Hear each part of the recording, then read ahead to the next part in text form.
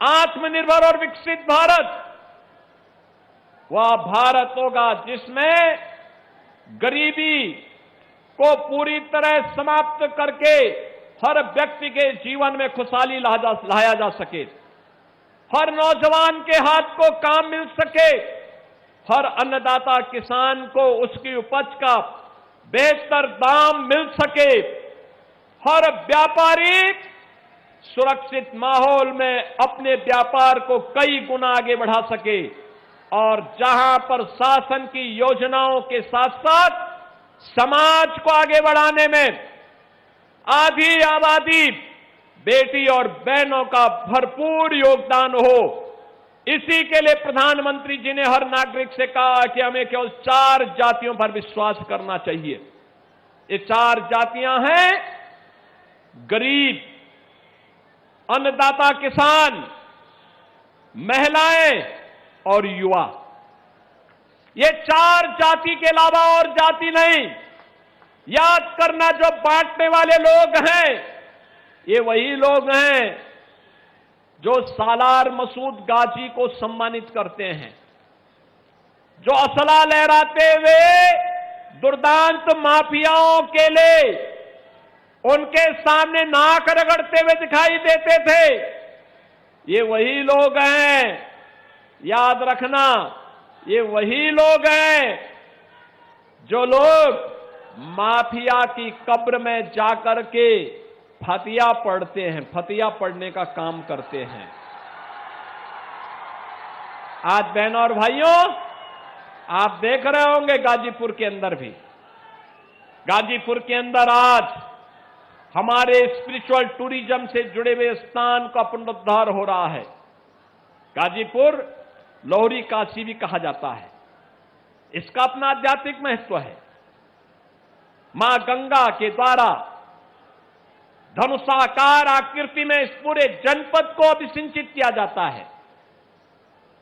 पहाड़ी बाबा का आश्रम यहां पर है।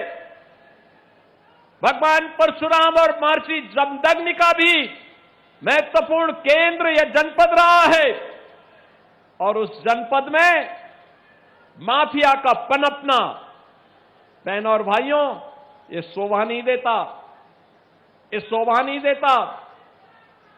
तात्कालिक रूप से कुछ लोग लाभान्वित हुए होंगे, लेकिन याद करना, एक खतरनाक प्रवृत्ति है।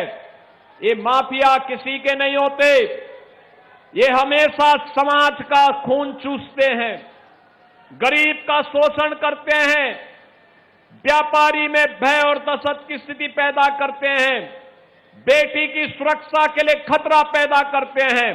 और इसी के लिए हमारी सरकार ने तय किया था पहले दिन से कि अपराध और अपराधियों के प्रति, माफिया और माफिया के संरक्षक दाताओं के प्रति सरकार की 0 टॉलरेंस होगी।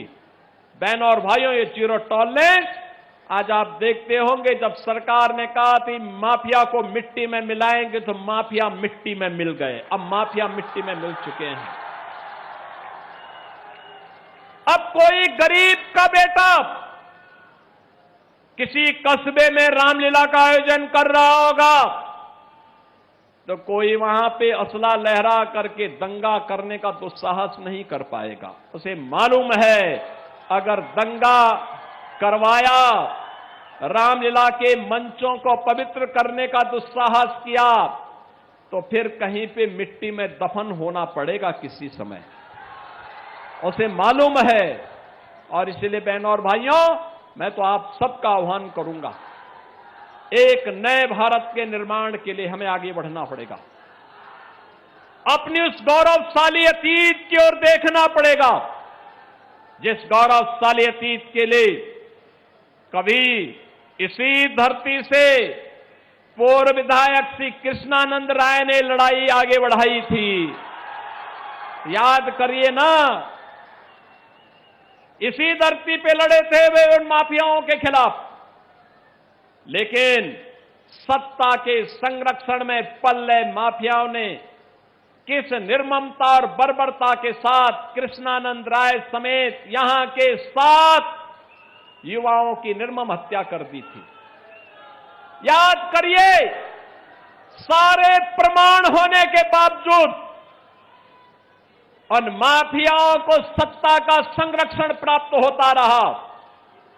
लेकिन आज हम कह सकते हैं माफिया को कोई संरक्षण नहीं मिल सकता, और अगर कोई संरक्षण देगा तो उसकी दुर्गति तय है, इसको भी हर व्यक्ति जानता है।